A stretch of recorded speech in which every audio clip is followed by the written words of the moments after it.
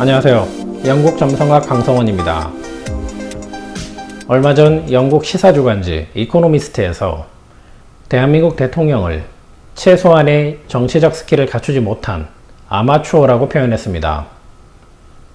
취임 초기 외국 대통령의 능력을 적나라하게 비판하는 것이 흔한 경우는 아닙니다. 대통령이 대한민국의 취약점이라고 표현했으니 이러한 기사만으로도 하반기 험난한 국제 외교를 예측할 수 있습니다. 대한민국 국가운은 1년에 2번 3월과 9월의 흐름이 변합니다. 국가운이 변하는 이 시기에는 중요한 이슈가 새로 생기거나 조용히 진행되던 일들이 큰 이슈로 확장됩니다. 국가에 영향을 주는 행성이나 항성의 힘은 모든 분야에서 서서히 영향을 주기 때문에 정치, 외교, 경제를 모두 고려하여 종합적으로 해석해야 하고 이해하셔야 합니다. 오늘 동영상은 2022년 대한민국 하반기 국가운 외교 안보 분야입니다. 하반기 대한민국 외교 안보는 아베 사망 동영상과 대통령 배우자 예측에서도 언급했었던 알파르드 항성의 의미로 정의할 수 있습니다.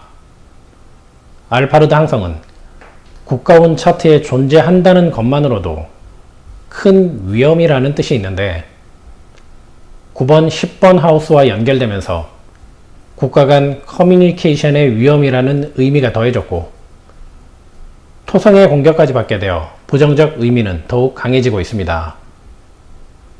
알파르드 항성이 진입한 시기에 국가운이 강하고 지도자 역량이 뒷받침된다면 오히려 상대 국가를 제압하고 실리를 추구한다는 긍정적 해석이 가능하지만 현재 대한민국 국군이나 국가 지도자 역량으로는 기대하기 어려울 듯합니다. 지금부터는 미국, 중국, 일본, 북한과의 관계에 대해서 알아보겠습니다.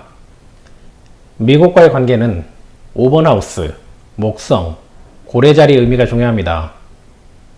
목성은 미국으로 인해 대한민국 경제가 위험에 빠진다는 것을 뜻합니다. 고래자리 역시 강제적인 정책으로 상대를 곤란하게 만든다는 뜻과 상대를 안전하다고 착각하게 만들고 족쇄를 채워 꼼짝 못하게 한다는 뜻이 있습니다. 그러나 목성이 위치한 5번 하우스는 대한민국과 친정책을 계속 유지할 생각이 있어 하반기 외교 협상 가능성이 남아 있다는 뜻이 됩니다. 그래서 다가오는 9월 UN 총회는 중요하며 관계를 만들어가는 기회가 될 수 있습니다. 하반기 미국으로 인한 손실은 정해진 질서이지만 담대하게 받아들이고 상황을 전환시키는 전략에 집중하는 것이 좋습니다. 그러나 얼마 전 방한했던 펠로시 의장 사례처럼 회피하는 외교만 한다면 피해는 감당할 수 없을 정도로 늘어나게 됩니다. 5번 하우스 의미에서 설명했듯 하반기 협상의 기회는 아직 남아 있습니다. 미국과의 관계가 아직은 희망이 있다라고 알려주는데 하반기에 이렇게까지 대한민국 경제를 공격하는 숨은 의도도 알아야 합니다. 목성이 공격하는 태양과 수성은 이중적인 의미가 있습니다. 미국으로 인해 대한민국이 국제 신용도에 피해를 입는다는 해석도 되지만 미국의 타깃이 대한민국 자체라기보다는 대통령과 정부라는 의미일 수도 있습니다. 중국과의 관계는 8번 하우스, 화성, 오리온 자리 의미가 중요합니다. 화성은 산업 분쟁과 위안화로 대한민국 경제를 힘들게 한다는 것을 뜻합니다.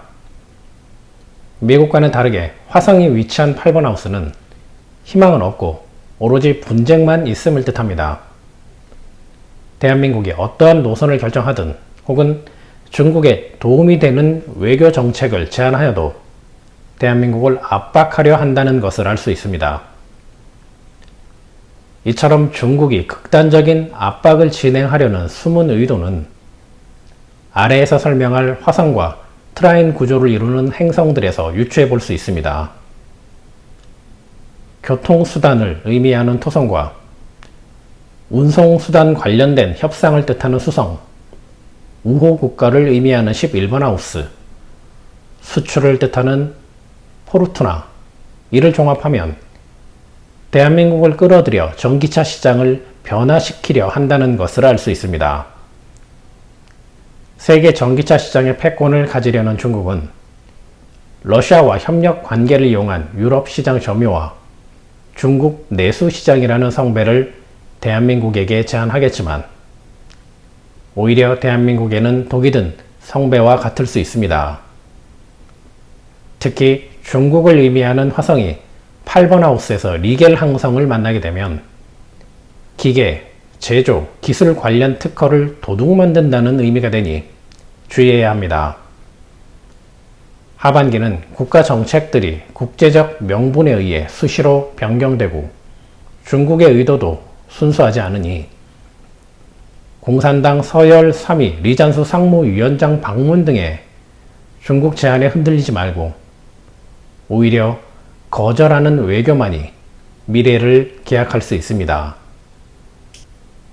일본, 북한과의 관계는 친교나 적대 관계를 뜻하는 7번 하우스가 중요합니다. 하반기 미국이나 중국과의 관계는 외교적인 복수 혹은 외교적인 적대 관계지만 일본과 북한을 의미하는 7번 하우스는 이유 없는 증오를 뜻합니다. 그나마 북한은 남한의 경제 원조나 기술 이전, 공장 설립 등을 이유로 대화의 물꼬를 만들 수 있습니다. 그러나 하반기 일본과의 외교는 안드로메다 별자리 영향으로 부정적이기만 합니다. 쓰러져가는 대한민국을 옆에서 지켜보며 공격의 기회로 삼는다는 의미가 되니 현 정부의 한미일 안보수장 회동과 친일 정책은 국민들의 불신감만 키워 오히려 자충수가 될 수 있습니다. 지금부터는 미국이 주도가 되는 인플레 감축법과 치포 동맹, 신재생에너지 정책 관련 내용입니다. 이러한 정책은 토성의 시대에서 언급했듯 철저한 자국 보호무역의 출발점이며 출발은 미국이지만 상황에 맞게 변하면서 국가별 주요 정책으로 빠르게 자리 잡게 됩니다. 두 정책과 관련해서는 하반기는 황소자리 15도와 역행하는 목성과 토성의 의미가 중요한 열쇠입니다. 황소자리 15도는 실리보다는 명분, 상대를 테스트하는 금성과 화성을 대상으로 우세해야 한다는 세 가지 뜻이 있습니다. 이를 종합하면 미국이 대한민국을 테스트한다는 의미이며 대한민국은 일본과 중국을 상대로 실리보다는 명분을 추구하는 외교 정책으로 우세한 위치에 서야 한다는 뜻입니다. 일본과 중국을 자극하고 때로는 주도하면서 미국의 관심을 대한민국으로 다시 집중시키는 외교를 진행해야 합니다. 지금처럼 전략 없는 상황이 이어진다면 미국, 중국, 일본, 북한 모두에게 피해를 받는 글로벌 호구가 될 뿐입니다. 역행하는 목성과 토성은 운송수단, 휴대폰, 재생에너지, 반도체, 전자제품 수출 혹은 관련 정책의 어려움을 뜻합니다. 그런데 행성이 역행하는 경우 관련 업종이 어렵다는 뜻도 있지만 정책이 다시 변경되거나 다음 정책이 더 날카롭다는 뜻도 있습니다. 정책이 변경된다는 건 하반기에 중국과 일본, 대한민국 중 어떤 국가의 입장이 다시 부각될지 알 수 없다는 뜻이지만 더 날카롭다는 건 전기차 보조금 사례처럼 전기차나 반도체 정책에서 대한민국이 더 큰 충격을 받을 수 있다는 뜻입니다. 하반기 대한민국은 미국과 입장 차이가 있더라도 신뢰보다는 국제적 명분을 추구해야 합니다. 순간의 이익에 외교 정책이 흔들려서도 안 되니 일본과 중국 제안도 거절해야 합니다. 그것만이 미국의 하반기 정책 변화를 이끌어낼 수 있고 더 큰 충격도 피하는 방법입니다. 우주는 두 장의 카드를 모두 쥐고 있습니다. 글로벌 리더 자리에 다시 오를 것인지 글로벌 호구로 추락할 것인지 선택은 정부의 몫입니다. 하반기는 신재생에너지 정책 변화도 중요합니다.